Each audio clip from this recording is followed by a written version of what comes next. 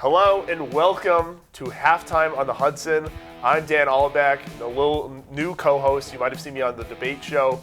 You might have seen me hosting the debate show. I'm alongside Luc Most, who's going to be on the debate show. We got some fun topics for you tonight. Luc, how are you doing?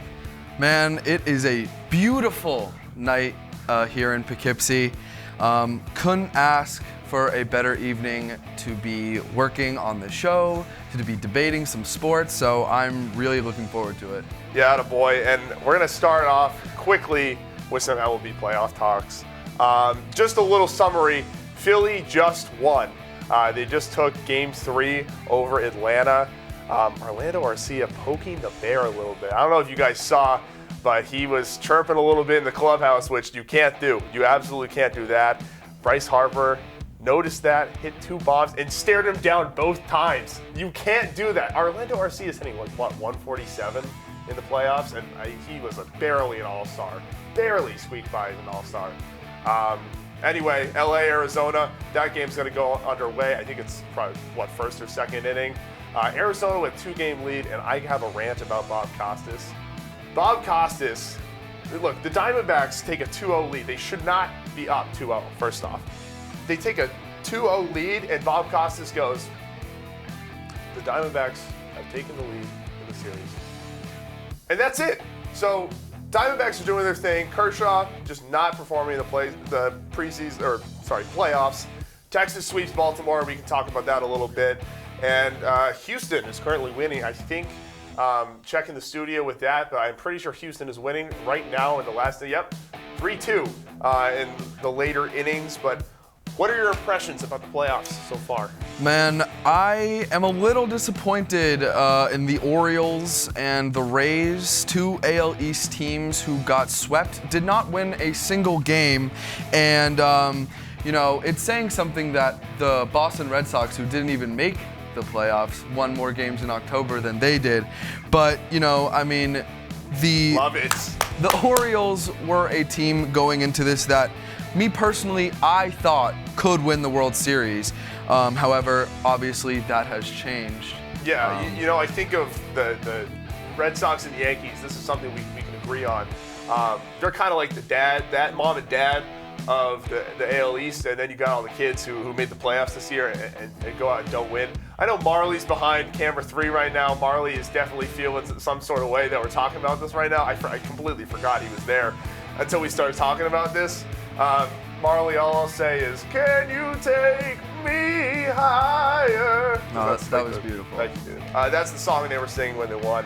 Evaldi, our guy, 2.70 ERA in the playoffs. He's a dog. Listen, the Rangers just look outright unbeatable. I mean, it says something that they don't have Jacob deGrom or Max Scherzer, and they are still exceeding all expectations so far.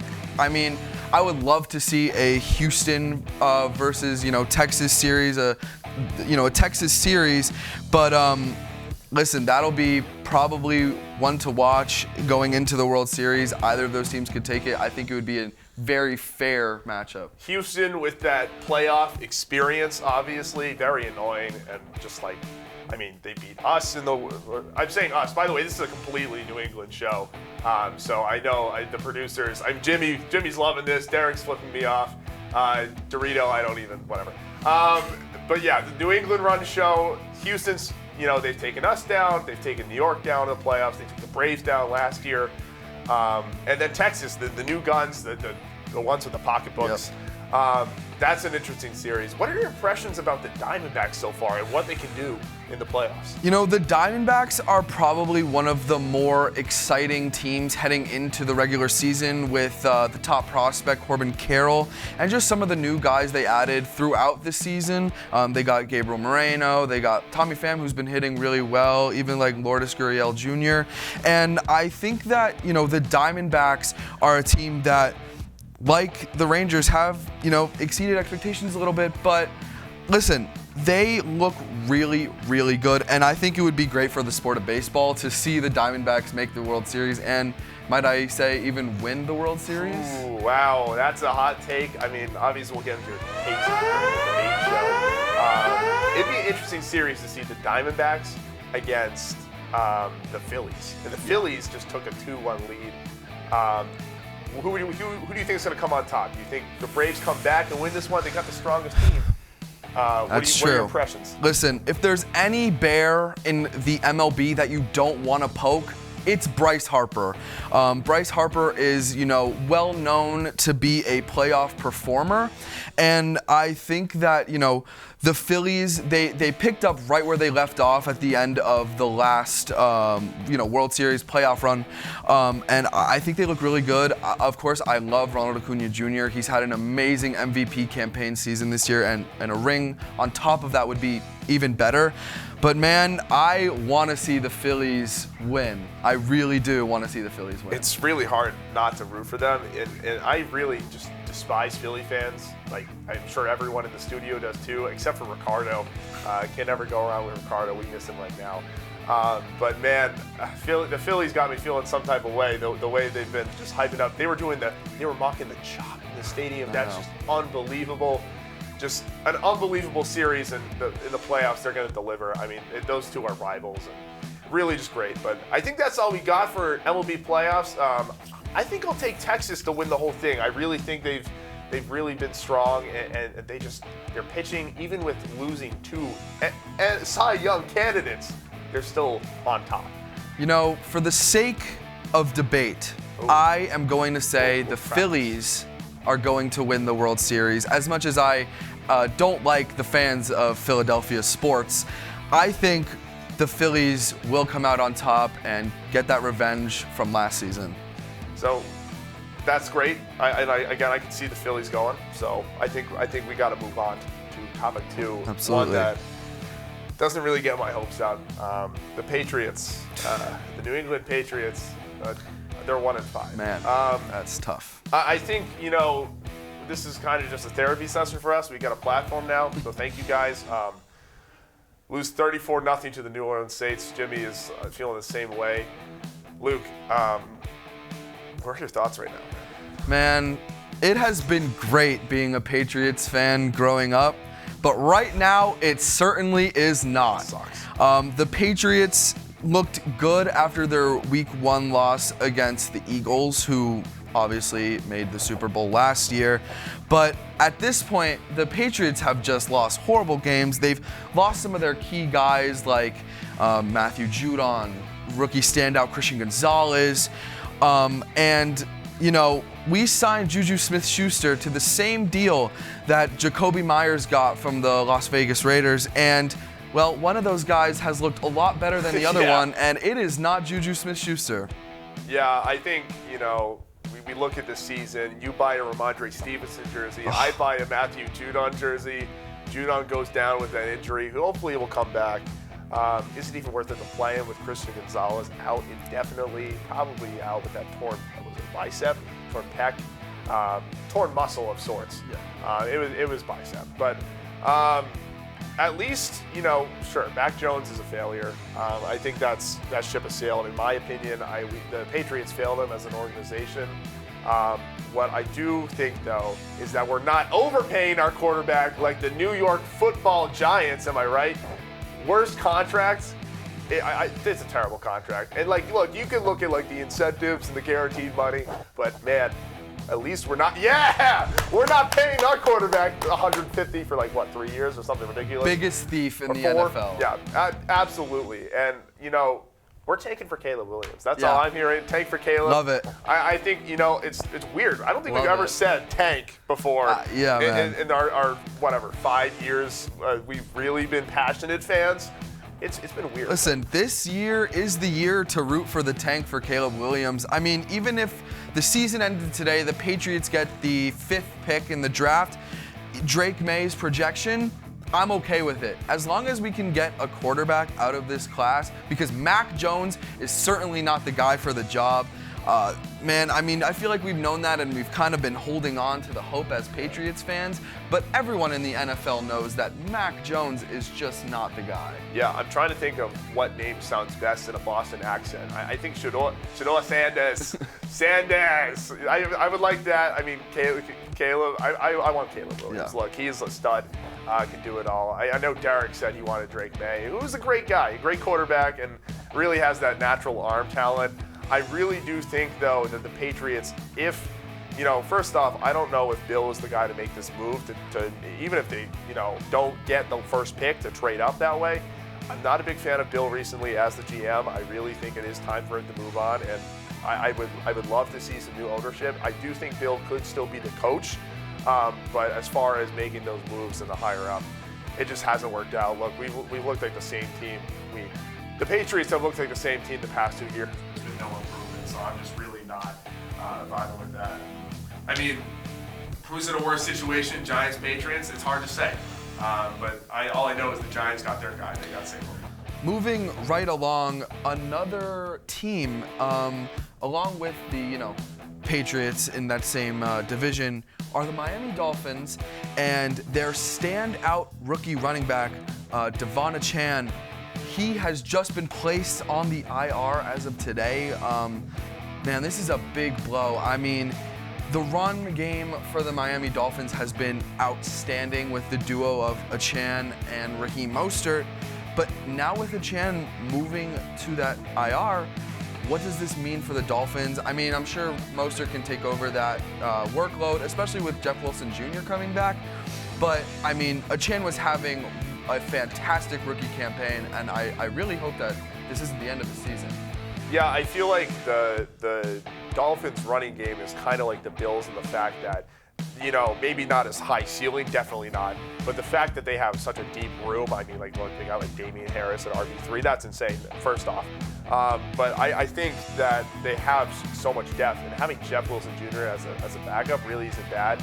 Obviously, Devon Chan, he's already had some of the fastest runs in the NFL this year, topping out at 22 miles an hour, which is just unbelievable.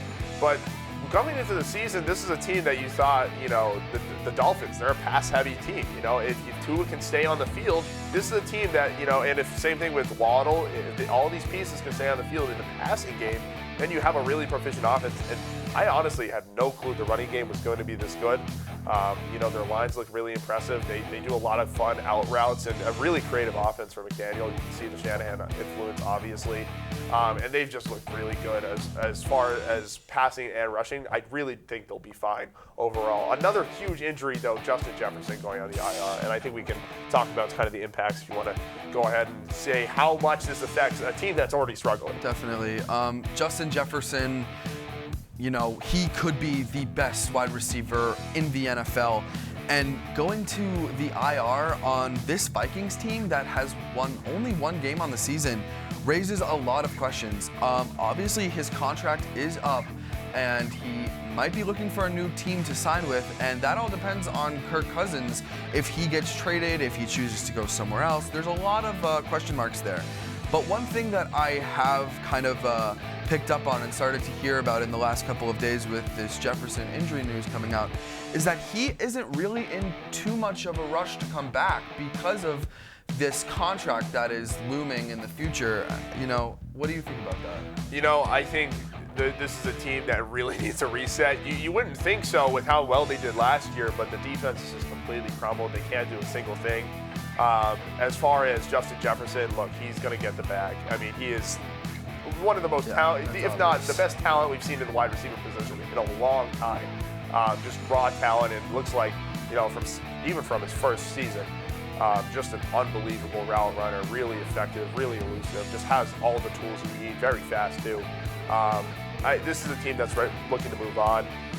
Kirk could be out the door depending on, Aaron Rodgers' injury, which we can, we don't have to talk about that right now. But I do want to move on to our last topic, which is the NBA, your wheelhouse. ESPN released its top 100 players list, and as always, there's some issues logistically up and down. Maybe just, a lot of writers on that who don't really have, who have a lot of converging opinions, but wasn't a huge fan when we were looking at this, and there's a few positions that we think might have gotten robbed or maybe a little overlooked. So what's standing out to you? Yeah, I mean, one thing that I honestly am looking forward to this season is the vast Rookie of the Year campaign from both Victor Wembanyama, Chet Holmgren, as well as Scoot Henderson, who is my favorite to win it. But Wembanyama comes in at a 47 on ESPN's projections, and Scoot and Chet are in the same wheelhouse, around the 70s. But can you really rank someone in the top 50 if they haven't played a game in the NBA yet? Yeah, it's hard to look at. It's hard to look at those projections on the ESPN list and quantify them, especially when you have no idea how a player can do. And for me, look, obviously Wemby is one of the most hyped up prospects of the generation, maybe or definitely since LeBron. I think that's fair to say. It's hard to quantify that when he hasn't played a game at all. So I know we got some angry studio fans, so I'm gonna ignore those because they don't have valid opinions. My first issue when looking at this list is Mikal over Kyrie. Mikal Bridges, obviously great, and he's alone kind of in the Nets system. Not a lot of standout players. He's going to get plenty of time. He's putting up the points per game. But I think this list is forgetting that Kyrie Irving, if on the court, is still Kyrie Irving. I think, look, you have Luka. Yeah, he's going to be the main scorer probably. But, I mean, look, I think really Kyrie didn't get settled in as well as they could have. It was obviously a late trade and didn't do that well in the playoffs. But, look, I really think that Kyrie is going to settle in. I think he likes Dallas. He looks a little happier there. And I really think that he will be fine. But another thing is we talked about Paolo. And Paolo at 30, that was a little high too. Yeah, I mean, kind of going down the list a little bit, we have Lakers guard Austin Reeves coming in at 66. And that's fine. I think Austin Reeves exceeded expectations because he was undrafted and he balled out in FIBA. But a couple names that were put under him were Michael Porter Jr. at 68 and Tyler Hero at 79. I mean, both of those guys are really good and are proven, and I think that they are both better than Austin Reeves. And, someone else who I think is better than all of them, me personally, Derek White was left out of the top 100. What's up with that, guys? I don't understand that, but yeah, I mean, ESPN, they always sort of, mess up their rankings. So it's kind of hard to really judge based off of that. I mean, anyone can get their own. I guess in a star-studded Celtics offense, it's hard to put Derek White. Obviously, you're not going to put him above any of those guys, but he still deserves a lot of respect. He's really good. Also on defense, just a great perimeter defender. So my final thing I wanted to talk about was Tyrese Haliburton. I thought, they actually probably properly ranked him. I think around 20. I just think he has the potential to exceed expectations. And, obviously the Pacers still don't need a lot of help. They have Jarris Walker, Buddy Hield, Miles Turner. But as far as star power, look, first all-star appearance for Tyrese, and he already has 20 and 10. I think he can really go far beyond expectations and be just a star-studded point guard, competing with the likes of, obviously, like Jalen Brunson. But yeah, I think that wraps it up here for halftime on the Hudson, our first segment. Stick back around. This guy's going to be debating. I'll be posting the floor. Don't go anywhere. We'll be right back. Forgot I was doing this. We got some fun stuff tonight, all right? Welcome back to Prove Your Point.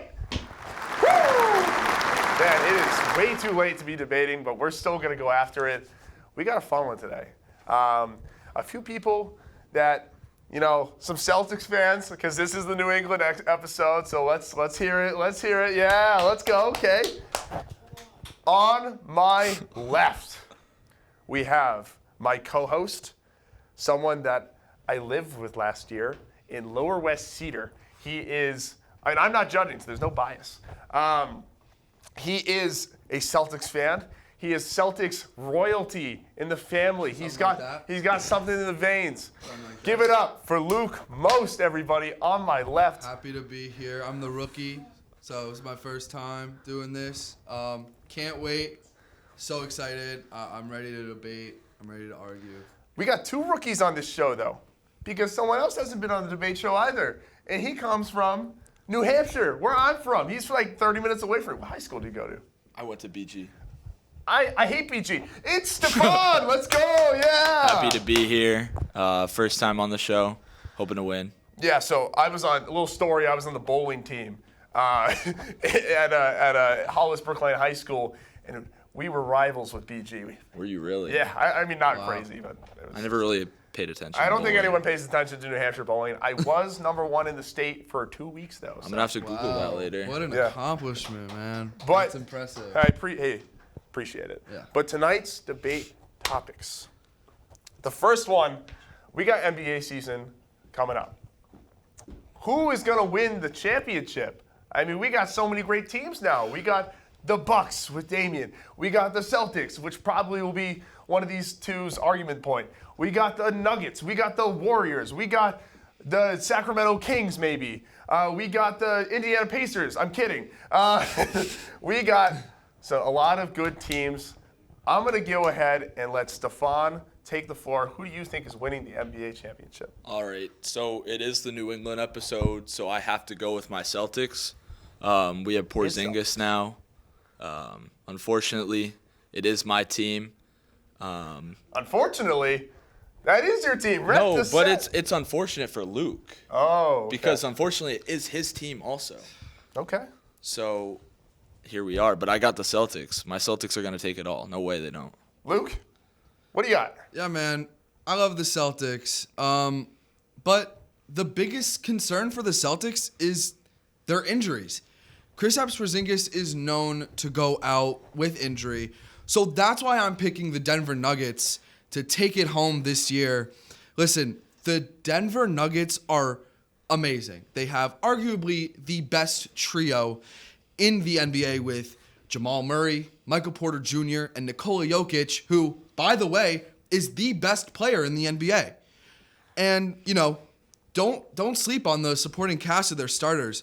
They got Kentavious Caldwell-Pope, KCP, who averaged 10 points, 38% from 3 in the playoffs, which, might I add, is higher than it was when he won the championship on the Lakers.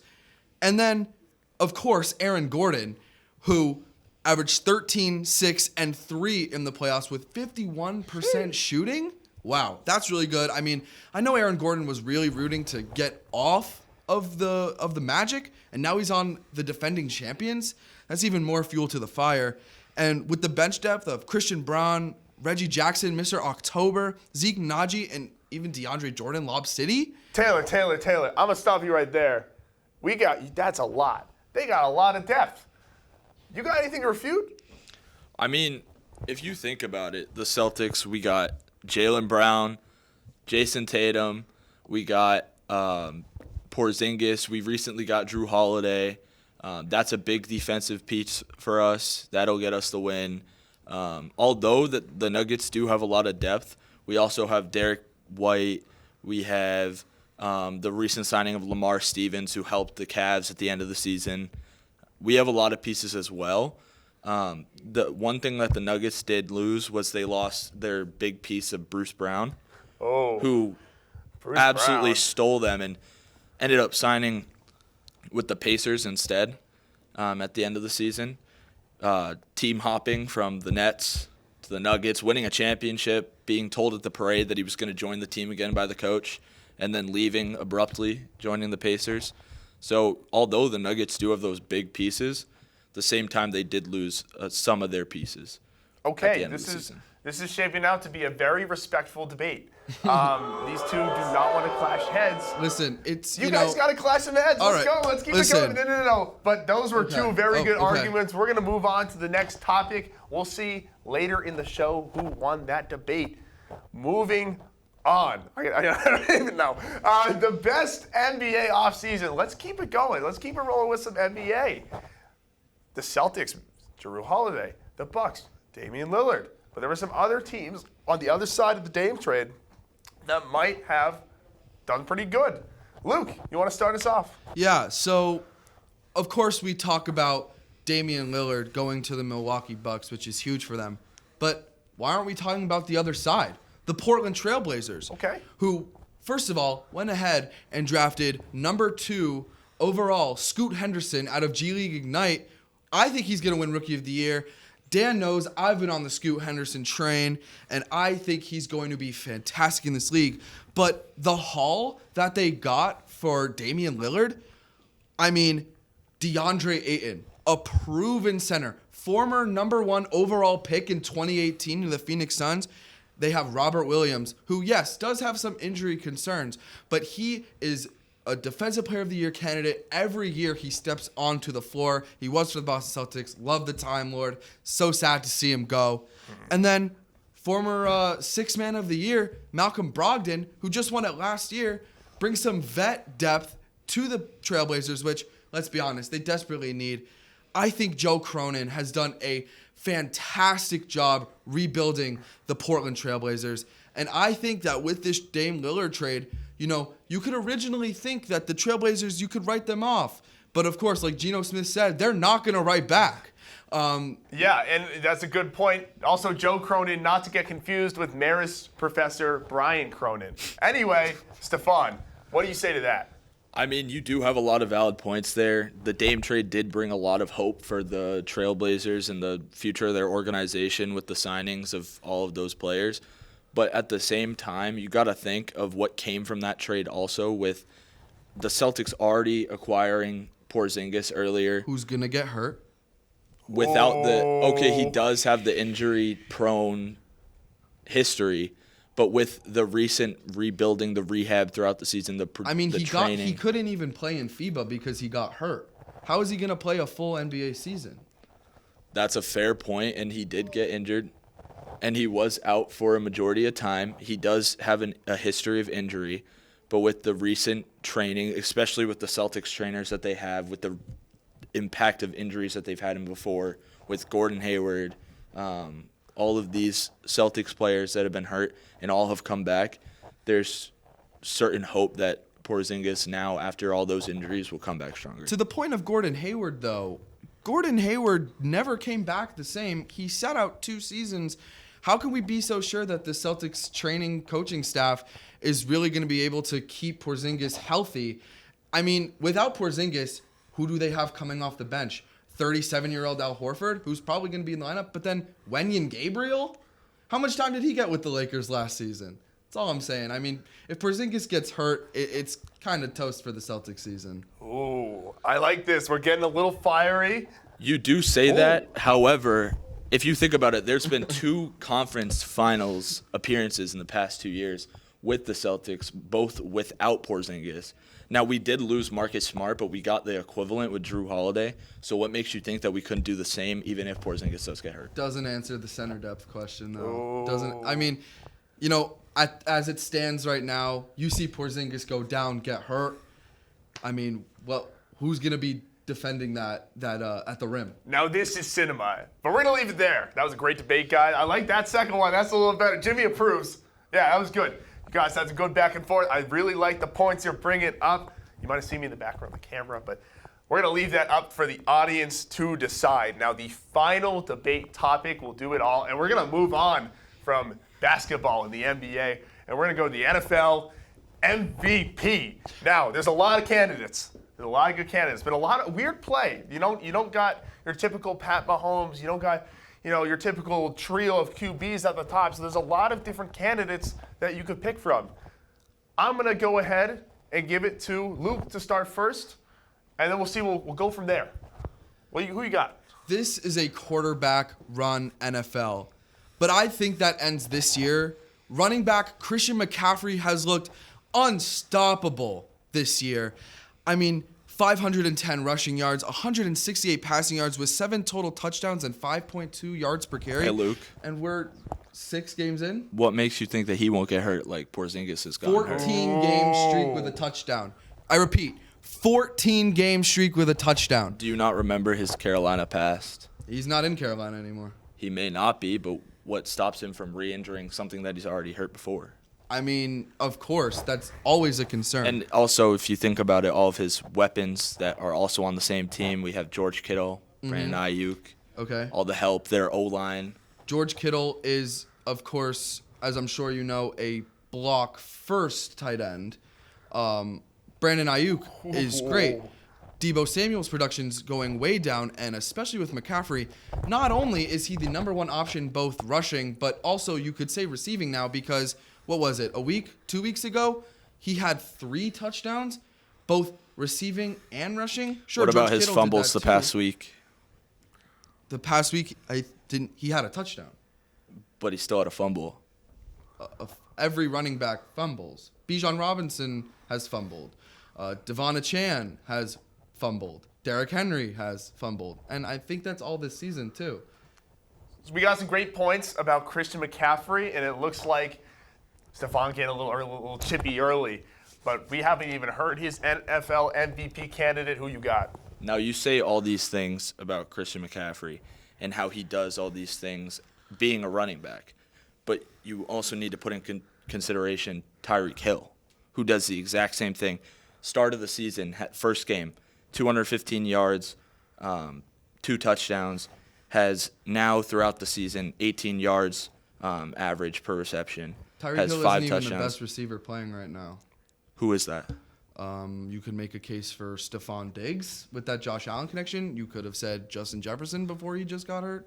I agree. Tyreek Hill is fantastic. I have him in like my fantasy team.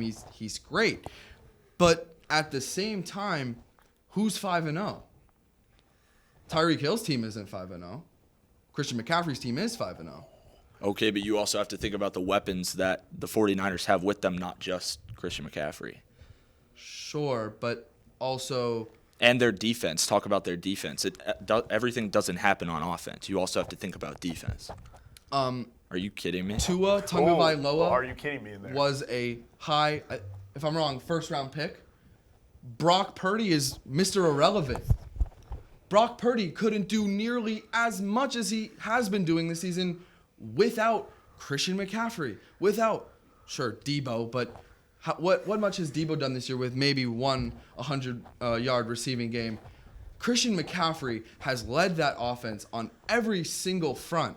It's really hard to dispute that. I mean, Tyreek Hill, yeah, he's going to get you 100 yards every game. But is Christian McCaffrey going to lead the offense? Is Tyreek Hill going to lead the offense like Christian McCaffrey has so far? And how would the Dolphins have won any games without Tyreek Hill catching all the touchdowns and leading the offense in receiving yards? To your own point, though, I think that Tyreek Hill and Jalen Waddle could arguably Jalen Waddle's been hurt. Oh, this is Jalen Waddle missed, what, 1 game? 2 games. 2 games? This is... Sure. But didn't they lose one of those games that he was out?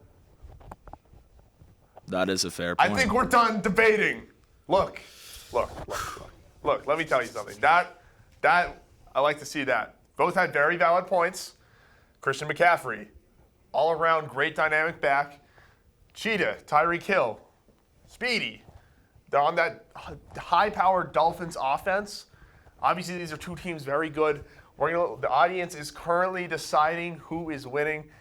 You guys had great first-time performances. That was a lot of got fun. very comfortable. I'll be back. How you guys feeling? I'll be back. You'll see me again. How do you think Luke did? How do you think he did? You know what? I'm going to be honest. He did very well. Okay. How do you think Stefan? Listen, man, Stefan knows his stuff, man. Oh. I think Stefan did a great job. We have the votes. I'm gonna go get them. Thank you, Jimmy. Keep that a little hidden.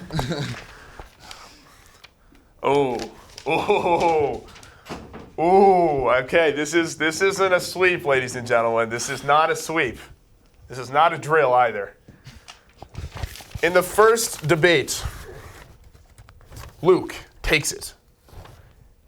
In the third debate, NFL MVP, Stefan takes it, which leaves us with best NBA offseason in a 2-1 split decision. Luc Most is your winner in a very close game. All right, congratulations. What a good debate. Really had 2 very strong arguments, and that middle one got a little chippy. I like it. Man. So, Luke, how does it feel to get your first win? Oh, man, that was a lot of fun. I just asked how does it feel. Goes against everything Center Field said. Anyway. Stefan was a great debate opponent. you know, I mean, that really came down to it. I think set the tone really, really well, and I'm just really happy to be here and to prove those points. Are we doing rematches? Is that a thing? Oh, a little under.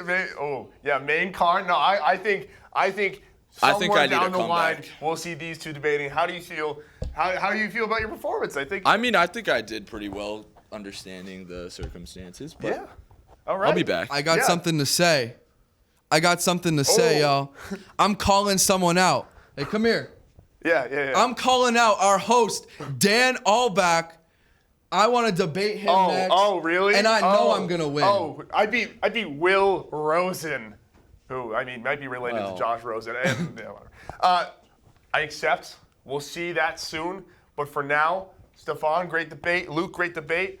That's all we got. We got Immaculate Grids coming up. Stick around. We'll be back. Well, that was a great debate, but we are back with Immaculate Grids. So here's the deal. I'm a little better at baseball. Luke's a little better at basketball. We're going to go one-on-one, do the grids from today. We're going to go one by one, and see who finishes on top, who beats their grid first. I'm going to let you go first. I want to say some of the teams on your grid. And Sure. Yeah. So starting off, I'm gonna do Houston Rockets, 5+ assists so 5+ assists in season. Okay. I'm not going for rarity. Trying to think of how you even know. I'm not going for Oh, rarity. not going for rarity. Okay. I'm gonna do okay. Yeah, okay. I'm locking in Chris Paul for this one. Okay. Yep. I mean, we that's go. kind of a given. I mean, has he had 5+ assists or not have 5+ assists on any Point team guard. he's played the point on? guard. So we're looking at on my board. I got Yankees, Mets, 3,000 strikeouts career pitching on the top, and I got Diamondbacks, Rangers, Hall of Fame. So I know I wouldn't be able to do this. I'm looking at Diamondbacks, 3,000 strikeouts career, and I think there's only one answer. There might be one other, but give me Randy Johnson. That's an easy slam dunk. 58%, so not the only one, but Didn't give me much time to work with there. yeah. I'm trying to keep All it right. quick, keep you on your. You said you know a lot of these, so we'll see. But I'm gonna stick on that 5+ assists, and the next one is the Sacramento Kings. You're probably thinking De'Aaron Fox, right? Yes. I'm It's going like, Mike I don't know Bibby. many Kings players. Oh! Going Mike Bibby. There we go. Okay, 22%, pretty good. Now I wanted to get a sneaky one in. I don't think I'm going to. I want to keep this rolling. 3,000 career strikeouts pitching on the Rangers. I mean, Nolan Ryan. I mean, that's like slam dunk. I mean, there's no other. While I think about my other ones, I think that's pretty easy. Yeah, 71. I'm trying to think if there's any other three.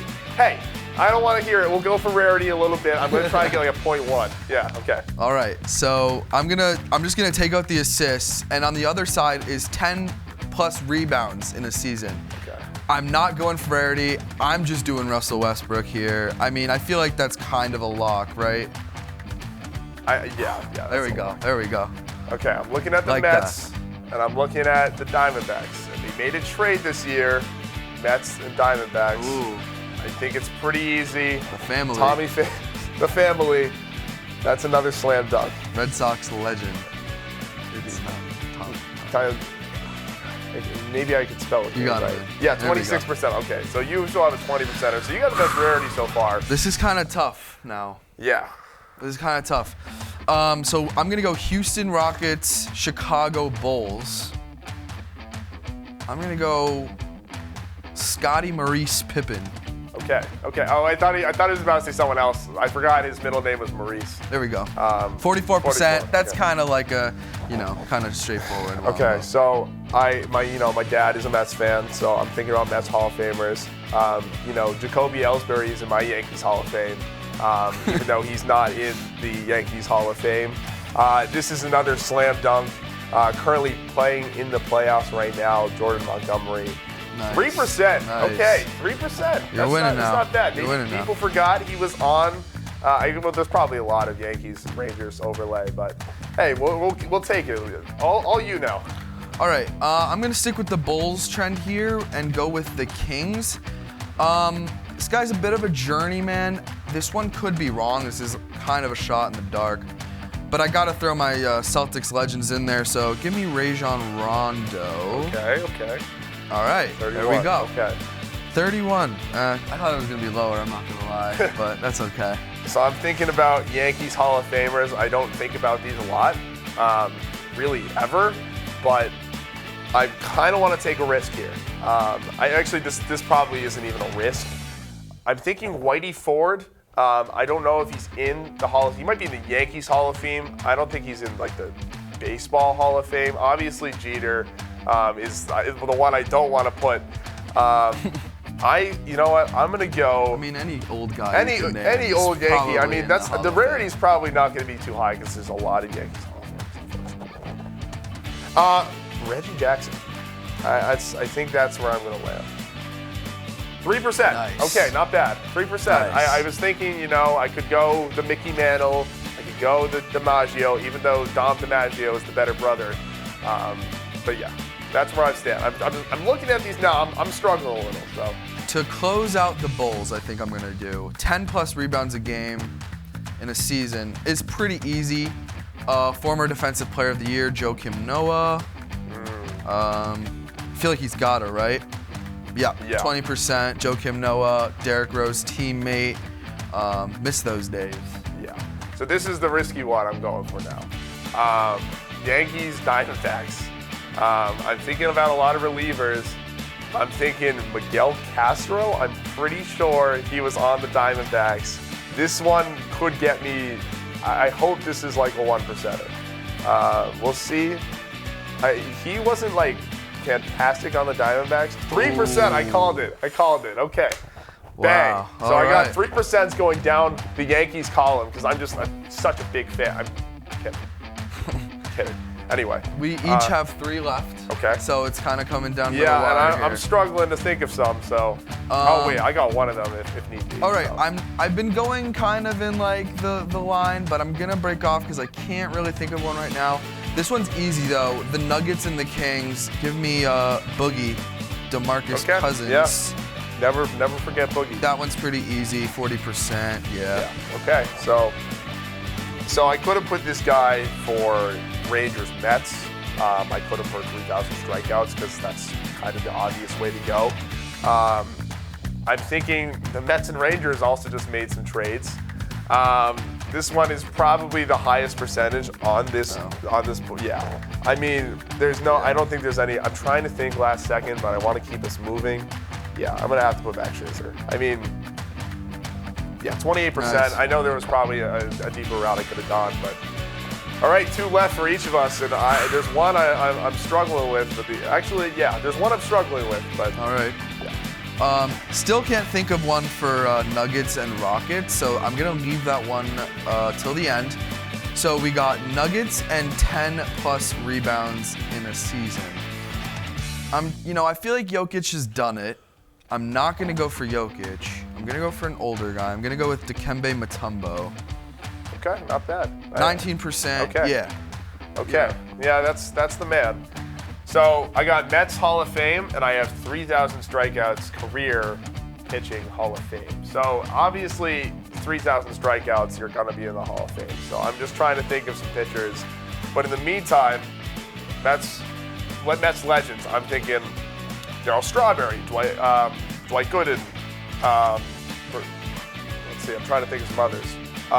Tom Seaver, which is obviously, I think Tom Seaver is going to fit this one. I don't know if Gooden is in the Hall of Fame, so I'm going to go ahead and put Tom Seaver. This is probably the slam dunk one of this category. 32%. Okay, so there's some others obviously floating around. Maybe Ricky Henderson, that would have been good. He played on them. He played on them for like a year, maybe like when he was 40.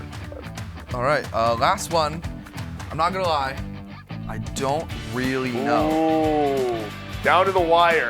So we got the Nuggets and the Rockets.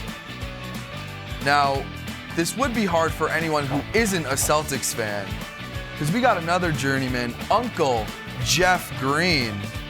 To close it out, boom. Okay. There we go. Okay. There we go. So I essentially just need a pitcher Hall of Famer to survive. So, and rarity-wise, I'm in the books. I got some 3%ers. I got to go with my guy, Pedro. I mean, that's just the easy way to go. I'm almost 100,000% certain. Oh, well, also like, what's his name? Roger Clemens. That's another. Oh, he's not in the Hall of Fame for some reasons that we'll talk about now. I'm going to go ahead and lock in Pedro, Hall of Famer. Nice. That's an easy one. Yeah. Dang, 239 on the rarity score. So I squeak out on the rarity score. We both get the job done. Good stuff, man. That's going to be it for today's episode, everyone. Thank you so much for joining us. We're not done. We'll be back eventually. Shout out to Derek for who knows why, and shout out to Jimmy because this is the New England episode. Chowda! That's all I got. But thanks for tuning in. We'll see you next time.